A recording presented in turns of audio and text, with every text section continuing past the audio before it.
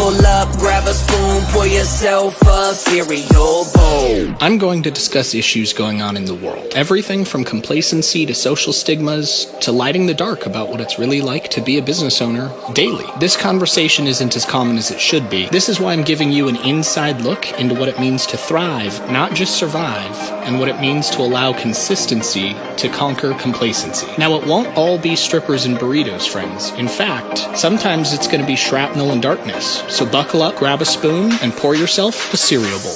We show you what being a business owner's like. They take you behind the scenes of a business owner's life. Not just the flashy stuff they show, but what goes on day to day. The good and the ugly and what it takes to pay the way. We talk about what others don't talk about. Secrets we don't keep it, this is where we let it all out.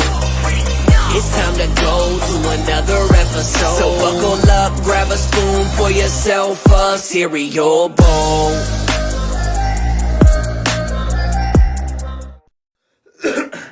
What's up, guys? Welcome to Funnel Friday with me, Bryce, from The Inbound Secret and funnel-driven part of Virtually Limitless. Trey wanted me to hop on and do Funnel Fridays for you guys. So I've got this machine, and this camera, but we're going to do this in kind of a weird way. So whoever does hop on, we're going to kind of do Q&A separate from just a brief lesson. We're going to do, so I'm going to flip the camera around so you can see the whiteboard. I'm going to be writing on that here in a moment.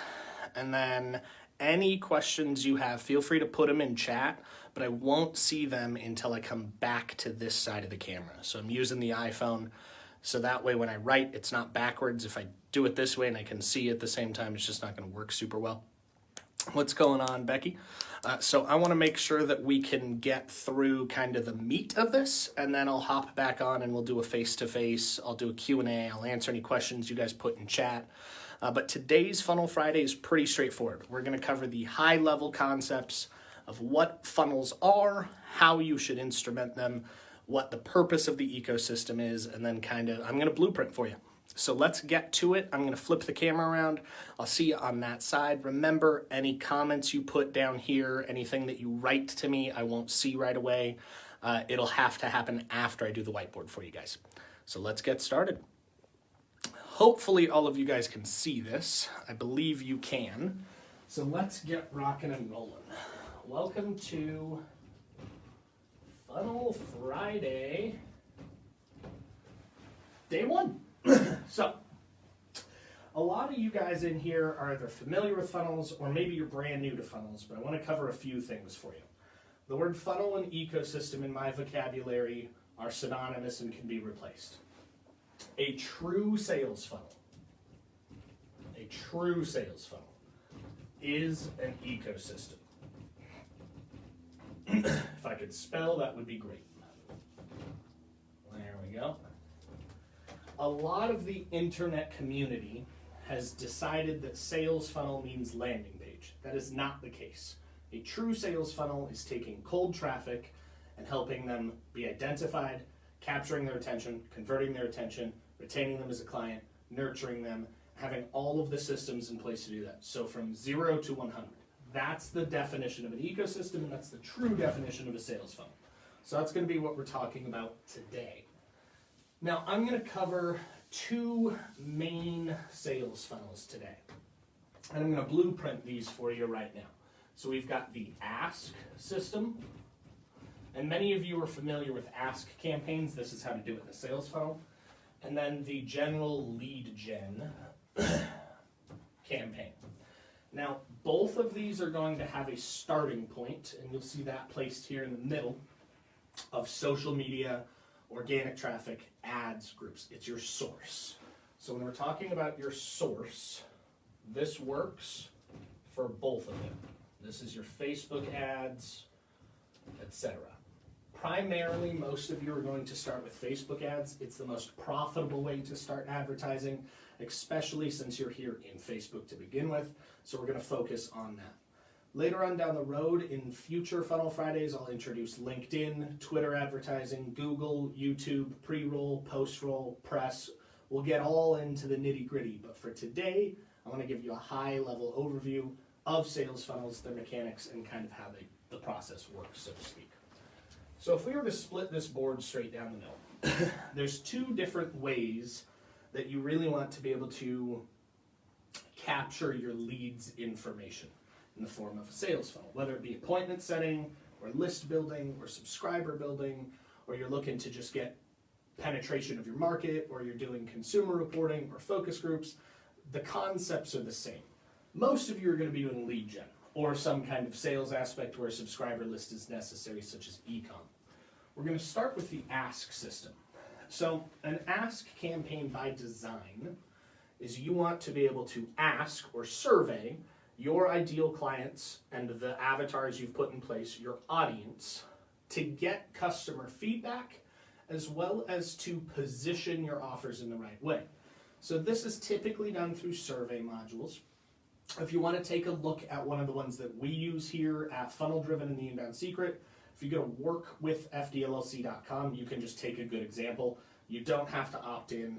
I'm not trying to sell you anything, but it gives you a visual representation of what an ask or a survey system is. Now these work pretty straightforward. You're going to have your ad or your source that we talked about up here. Now this is going to be pushing a presentation. Your offer is to ask a question. You're surveying your audience.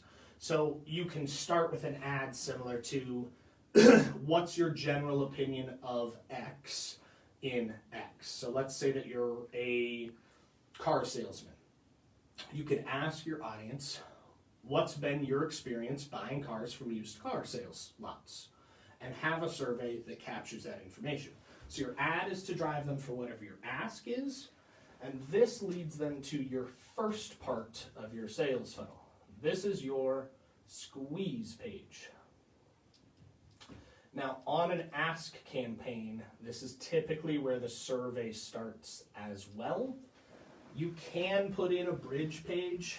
It's actually recommended to use bridge pages these days because Facebook is really cracking down and like cracking the whip on poor marketing campaigns. Now, before I go any further in today's lesson, I want you guys to be aware of something. Facebook's new updates, their new algorithms, their new policies, their new biz manager, their new features, all have some relevance to their page ranking, their account quality score. You guys need to at all times keep your page score above 2 and your ad account score above 2. If they drop below 2, they will start penalizing you on ad delivery, ad process, how many people they show it to, your cost per, your CPM, your cost per result, your cost per really anything, your cost per anything. They're going to penalize you. Your learning phase will be longer, review process will be longer. You may have more denials or reviews or appeals. Now, if you drop below 1, they will shut your page off and they will keep penalizing you. So be sure that all content you put out is quality content. It needs to connect the community and you need to make sure you're compliant. If you have questions about that, we'll cover that in another Funnel Friday. And if you need immediate help on compliance, feel free to PM me or drop a comment and tag me in the group. I am always happy to help. To continue our lesson on the Ask campaign. Now, if you do the bridge set's basically just a landing page and it'll have like a button that will take them to your survey, right? It's just an addition to it. But your survey then comes in and your survey is going to look something like, here's your proposed question. And then here's their spot for their contact info and their answers, right? And then submit button. Now this is going to then lead them to a thank you page and then back to the community.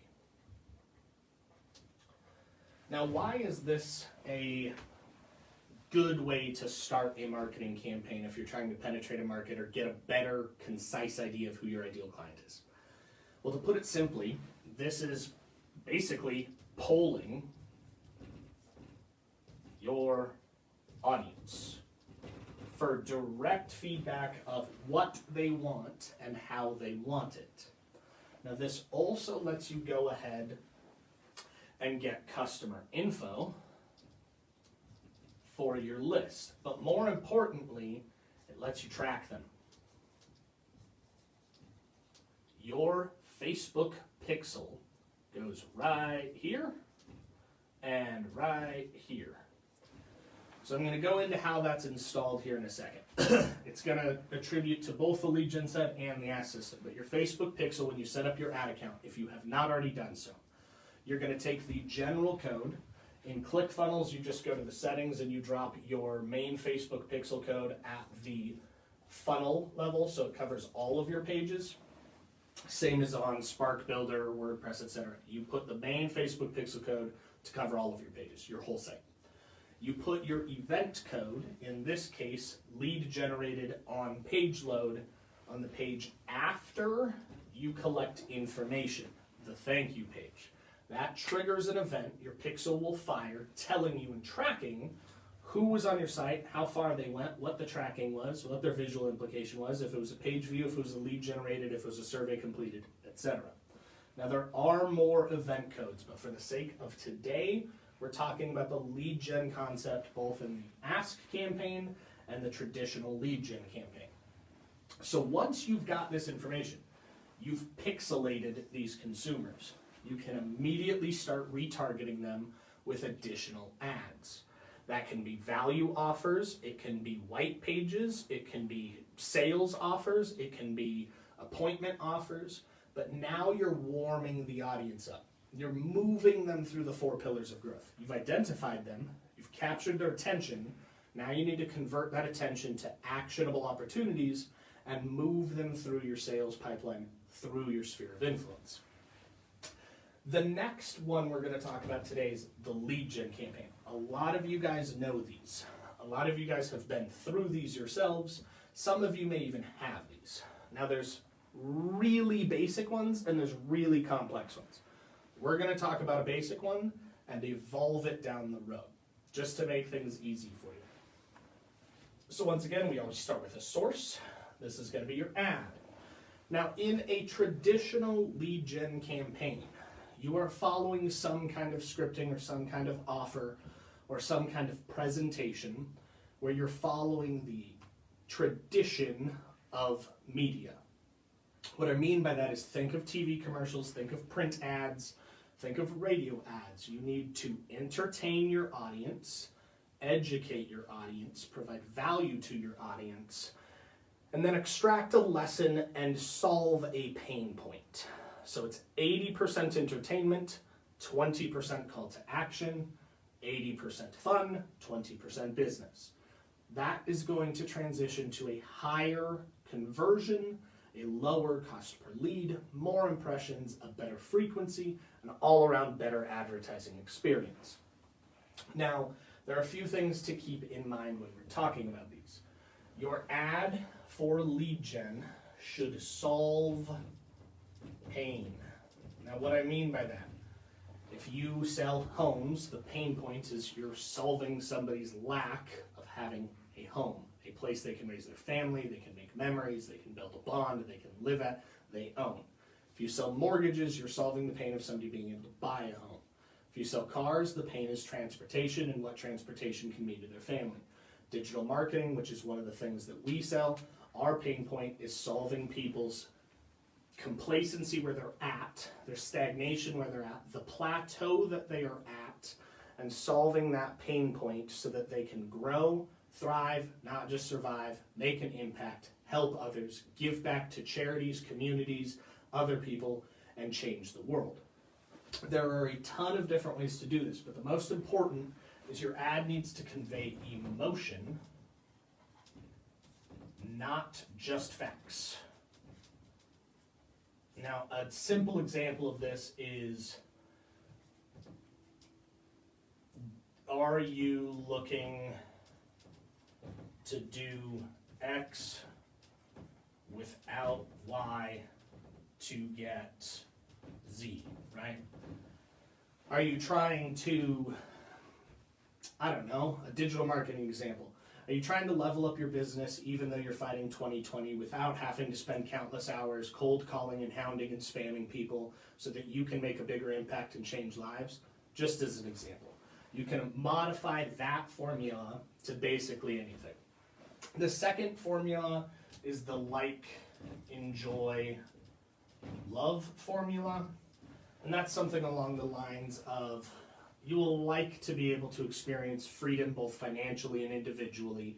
You'll enjoy what you'll be able to do and the change you can make in others' lives, while you can love the aspect of knowing that you're instrumental in a growing economy. You can change that to fit your model as well, but it's just a good example.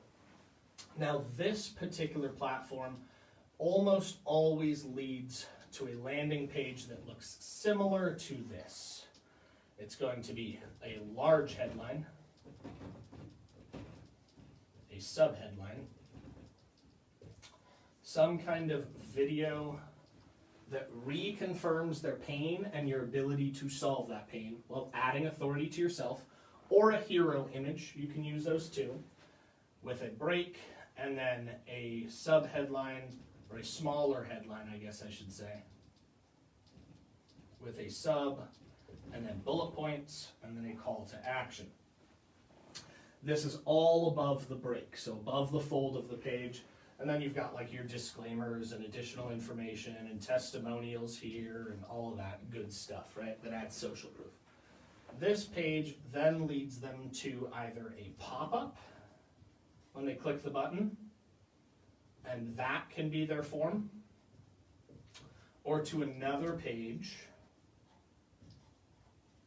where you collect the information, and then obviously to the thank you page, or appointment, like a Calendly, right? So your objective in this one, it can be after the Ask campaign, or it can be in lieu of, or they can work together or separately. But your objective on this one is to get a warm lead to become a hot lead, to become a prospect and potentially set an appointment or give you the information so that you can call them and pitch your service, your value, your offer, etc. Now, in the case of e-com, when you're doing this, it's for list building. You need to build a gigantic subscriber list so that you can consistently reach people via social media, via ads, via emails, via retargeting, via text message, the whole 9 yards. Because that's how e-com performs the best. For sales professionals doing B2B sales or B2C sales, this builds your CRM, giving you a consistent pipeline of people to help serve, and gets you the data that you want for retargeting. Now, in the sequence of how these sales funnels really work, we could spend all day talking about kind of the pages. But what I want to kind of lean to wrap today up on our first Funnel Friday is show you a generalized flow, just a very simplistic drawing of how these help you identify, capture, convert, retain, and reuse information. So you've got your ads. This is almost always stage one. Now, in place of ads, you can do organic traffic. You can do group traffic. You can do referral traffic. You can do all of them if you want. But these all lead to your landing page sequence, your portion of the sales funnel. Now, these landing page sequences are what we just went over on the last two, where the board was split. Those were two different landing page sequences. Very simplistic ones, but in and of themselves. Now, once people go through your landing page sequence, whatever that may entail, this then sends them to retargeting, your subscribers, and your follow-up. Now, most people end there. You're not most people. You're virtually limitless, right? So what we want to do is we want to take people from this initial inception, and then we want to level them up. We want them to consume more data. We want to pre-frame your sales. We want them to become ranting, raving fans. We want you to build authority, and we're going to do that with content. This is where IBB comes into play, otherwise known as intent-based branding. Now we've kind of changed this a little bit for what we call the inbound method, but for today's talk, we're going to talk traditional intent-based branding. It's typically 4 to 7 weeks, depending on how you do it, and it is an evergreen system. To do it properly, you need to have videos or the ability to go live and then turn those videos into ads. You are going to go value, value, value, soft CTA, value, hard CTA, FOMO, fear of missing out CTA, follow-up, reset, or retarget. Now, this is not the only flow for intent-based branding. This is just one that's very easy and effective for you to do. This removes your necessity to have to go in and have 47 different layers of interests, behavioral data. You can start this with almost no data, and everybody watching this can benefit from it. Now, any data that you do have that you can leverage will just boost these results. Now, what I mean by this flow is video 1, cold audience, completely broad targeting, basically the minimum you need to let Facebook's algorithm do their thing. You're just going to be providing value. You're going to answer pain points, answer questions, provide value, give assets, actually help people by helping people. Same as video 2, but it's going to be a follow-up to video 1. The people that engage with video 1, you're going to retarget with video 2, based on breakpoints of 25%, 50%, 75%, 100% engagement. Then from there, you're going to retarget those participants on more refined breakpoints, 5, 15, 25, 50, 75, 100, etc. Now, in the third video, you're going to have a soft call to action. Typically speaking, this part of the funnel is almost always neglected. A soft call to action is not a click a button or click below. It's you verbally having a pattern break where you interrupt yourself with a different train of thought and you offer them to go somewhere to give them something free with no expectation of information or return. Just a download, go watch this video, go consume this data, get free stuff with no expectation of getting information. That lets you track them once again. Then you're going to immediately start retargeting with your next video with a hard call to action. This is where you want their information, you want their appointment, you want them to buy a product, you want them to purchase a service, you want to close them and convert them. This is where your ROI starts. Then if they don't take action, those same participants are going to be retargeted by fear of missing out call to action. That's going to be scarcity if it's legitimate. It's going to be social proof. It's going to be your registration, your time frame, your promotion, whatever is going to get them to experience the fear of missing out ethically and with integrity and always moral, but you need to have some kind of trigger to pull at their emotion that they're experiencing pain that you know you can solve so that they can take advantage of that opportunity to work with you and you can solve their issue. From that, it's going to be your follow-up. Your follow-up is going to be you want to have them consume and indoctrinate themselves within your sales funnel. That's going to be your follow-up text, your follow-up emails, your follow-up ads, your follow-up messages, even organic content inside your organic ecosystem, which is your social media profiles, press, etc. We'll get into that in other Funnel Fridays. And then it's going to be your reset and retarget. Now, what that means is people that have gone through this sequence that are still showing propensity and engagement, layers have been added in, you're going to retarget with additional content values or cross offers or upsells, etc. For participants that you don't believe fit any of your information, you're going to kind of reset this frame and position them in a different light. Maybe they're not the best fit to buy a couch, but they're the best fit to buy a tent. Follow that train of thought and let the data show you where to go. Now, last thing that I want to wrap up with. This is something that everybody seems to think about too late when we're talking about sales funnels. You do not have to have the most polished, shiny, beautiful sales funnel on the freaking planet for it to convert. A lot of times, simplicity sells. You need to just be able to, within the first 3 to 5 seconds of somebody coming to your sales funnel, whether it be starting phase at your source or your second phase in your landing page sequence, It'd be in the part of your sales funnel and ecosystem where we're talking about follow-up and retention. It'd be your nurturing campaign. It'd be your 5 C's of scale, wherever they're at in your sales funnel, from 0 to 100. They just need to be able to identify what you do. They need to be captivated by what you have. They need to know how to purchase from you, and it needs to hold their attention. So if it's the landing page sequence, within 5 seconds, they need to know who you are, what you sell, how to buy it, where you are, and what pain you're going to solve. Think about that when you're thinking about the customer journey, so that your customer always experiences the best methodology for becoming a client of yours, so that you can build out the authority, the relevance, the weight and acuity that you want for a higher edge rank on Facebook, so that your sales funnel, your ecosystem, and all around your sphere of influence grows, so your sales grow, and you can thrive, not just survive, by helping others do the same. Thank you for watching today. I'm going to come to the other side of the camera, answer some questions, read some comments.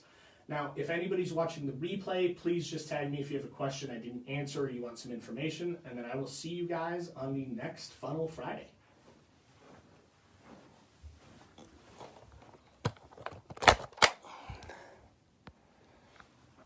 All right, guys, I am here. Let's take a look and see what we've got going on.